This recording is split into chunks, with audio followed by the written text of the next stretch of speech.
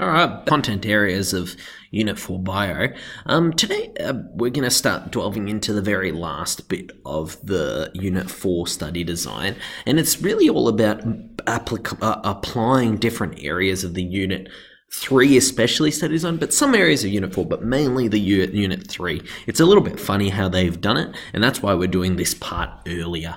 Okay, so today we're going to talk about the use of enzymes. So remember, enzymes are biological catalysts to manipulate, so to change DNA for what we call recombinant plasmids, okay? And it's going to be enzymes such as this guy, ligase, who sticks bits of DNA together. Pause the video here and have a crack at these 3 quick questions, and we'll have a chat about them in class. All right, so in your study design, like I said, the very last part of Unit 4 Bio, we're talking about the manipulation of DNA here in this whole area of Unit 4 Bio. It's not brand new technology, but it's technology that's really advancing super fast. Every year there's new research that comes up, and we're closer and closer to things like designer babies. Okay, well, some people say that, well, there's quite a bit of evidence to say that there likely is some designer babies already out there, which is pretty scary stuff. So, how long have humans been actually genetically modifying organisms? So, in 2012, some researchers from UCLA in the US came up with the CRISPR-Cas9 technology, and this CRISPR technology, it's successfully cuts any strand of target DNA so that we can actually go and insert any other DNA into that specific spot.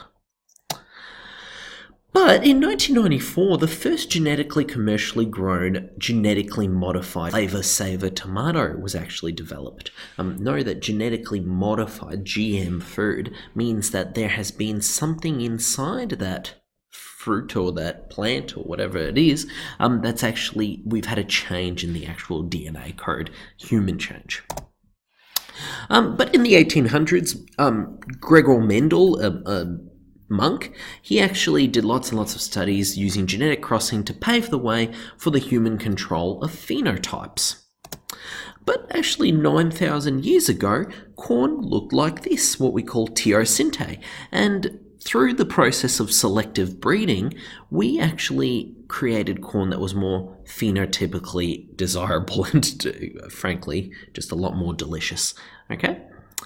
All of these are examples of genetic modification. Okay?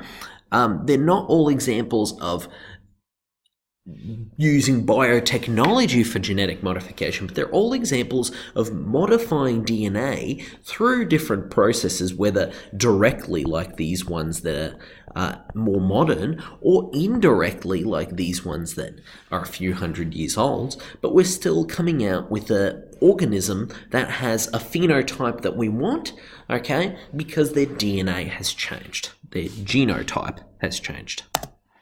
So let's talk about having a crack at cutting up some DNA, because in modern technology, in modern biotechnology, we have to actually cut up DNA so we can modify it. And how we cut up DNA is using what we call restriction endonucleases. And that's just a fancy way of saying enzymes, and specifically these enzymes that do some cutting. Okay, so if you ever see that, you can actually call this a restriction enzyme if you can't remember the name endonuclease, okay? And these are enzymes which cut segments of DNA at known sequences called restriction fragments, okay?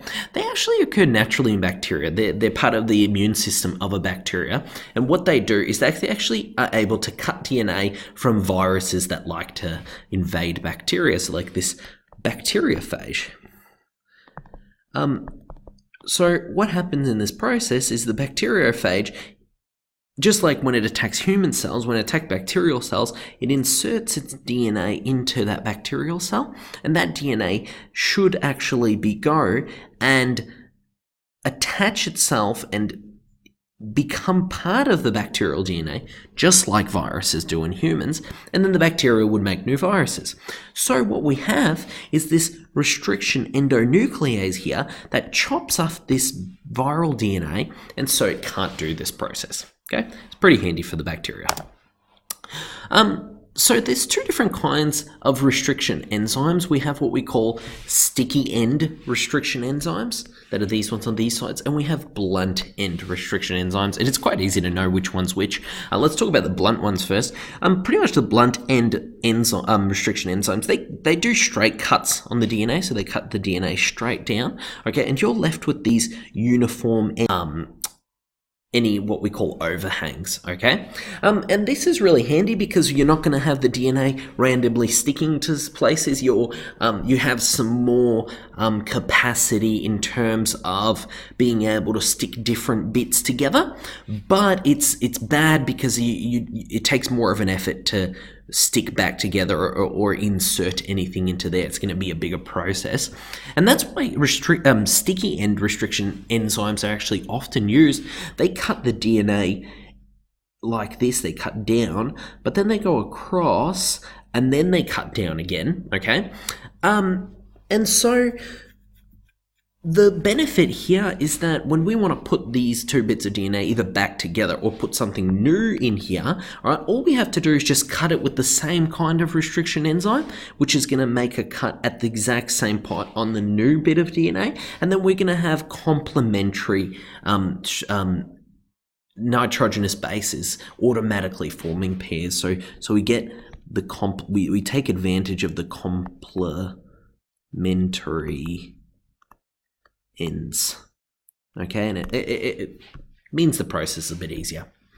Okay, how we can join the DNA in these sticky ends is we use a ligase, okay, which is a different kind of enzyme. You obviously know that because it ends in ase. What ligase does, it sticks the DNA back together, okay? So the sticky end of DNA actually naturally come together because remember that, so this TTAA, it's naturally attracted to this AATT, so they're naturally going to come back together. But the ligase is going to finalize these bonds and reform, well, not the hydrogen bonds, they're naturally going to form, but reform these bonds here that naturally forms. These are those bonds that form between the sugar and the phosphates in the backbone of the DNA. Remember the name of these bonds? They are condensation, polymerization reactions, okay?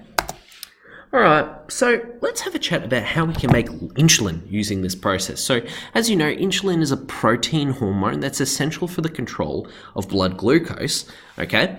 In the past, insulin was simply actually just taken from sheep and pigs to used in humans. And this is obviously a problem for sheeps and pigs who had to give up their insulin, and two, that's a very costly process.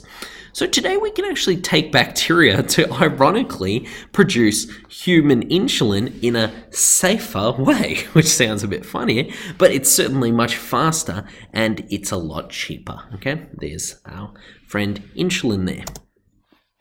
So let's make a recombinant plasmid, okay? So step one to make a recombinant plasmid, we remove the insulin gene from the human genome using a specific restriction endonuclease, okay? And we're always going to cut it like this. We're going to remove it. So in this case, we use blunt ends for the removal, okay? So we're going to use a restriction endonuclease, which is going to cut here. Remember, there's going to be more DNA this way, and it's going to cut there because there was more DNA that way, okay? And we're going to cut a little bit far away from that specific gene of interest because we don't want to take a chance and cut into that gene of interest, okay? Because or else we're going to get some bad insulin. Then what we're going to do is select a specific plasmid with the same DNA sequence which can be cut with the same restriction endonuclease, okay? What a plasmid is, if you remember, prokaryotic cells, so like bacteria, they have circular DNA. Okay, and that circular DNA is really big, and it hangs out and it does the stuff, the main protein manufacture for bacteria. The plasmid are tiny little rings of DNA that are inside bacteria, all right? And these are really handy because they can pass from one bacteria to another, and they're sort of a little micro genome for a bacteria if you want to take it, okay? So we're going to find a plasmid, and in this plasmid and a specific bacteria that we want, we're going to cut it with the same restriction endonuclease. So here we're going to have a site for the enzyme cutting, okay? We often find plasmids also that have a specific antibiotic resistance, because that's going to be really important later on, because we're going to be able to check whether the bacteria has properly taken up a plasmid by, let's say if this is a resistance to penicillin, for example, which is a specific antibiotic. Okay, so we're going to put some penicillin in the agar plate where we're growing these bacteria. And so the bacteria that haven't taken up the plasmid is going to die, but the bacteria that has taken up this plasmid is going to survive because it's got a resistance to penicillin. Okay, so what we're going to do is we're going to insert that gene of interest into that specific plasmid and bind it up with ligase, okay? And then what we do is get the bacteria to do the rest of the work for us, okay? We're going to incubate those bacteria, provide them with really great environment to grow. Okay, that bacteria is going to grow in there. In that process of growing, the bacteria is going to produce its proteins.